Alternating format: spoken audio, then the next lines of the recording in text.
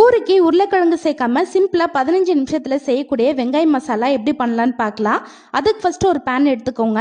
அதுல ஒரு 3 table spoon எண்ணெய், 1/2 டீஸ்பூன் கடுகு, 1 டேபிள் ஸ்பூன் கடலைப்பருப்பு, காரத்துக்கு ஒரு 4 பச்சை மிளகா, கொஞ்சமா கருவேப்பிலை சேர்த்துட்டு நல்லா வதக்கி விட்டுக்கோங்க. இது கூடவே நீல வாக்கில் கட் பண்ண 4 பெரிய வெங்காயம் சேர்த்துட்டு நல்லா வதக்கி விட்டுக்கலாம். அடுத்து இதுல தேவையான உப்பு, 1/2 டீஸ்பூன் மஞ்சள் தூள் சேர்த்துட்டு வெங்காயம் கண்ணாடி பதம் வர அளவுக்கு வதக்கி விட்டுக்கோங்க.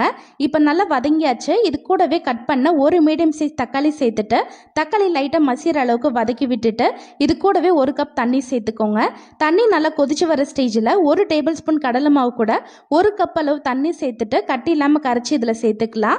நம்ம கடலை மாவு சேர்க்கும் போது சீக்கிரமாக திக்காயிடும். அதனால் எக்ஸ்ட்ரா 1 கப் அளவு கொதிக்கிற தண்ணி சேர்த்துட்டு ஒரு 5 நிமிஷம் குக் பண்ணிவிட்டு லாஸ்ட்டாக கொஞ்சமாக கொத்தமல்லி தூவிட்டு அடுப்பு ஆஃப் பண்ணிடுங்க. கண்டிப்பாக இது உங்கள் வீட்டில் ட்ரை பண்ணி பாருங்கள். அடுத்த வீடியோவில் பூரி ரெசிபி ஷேர் பண்ணுறேன்.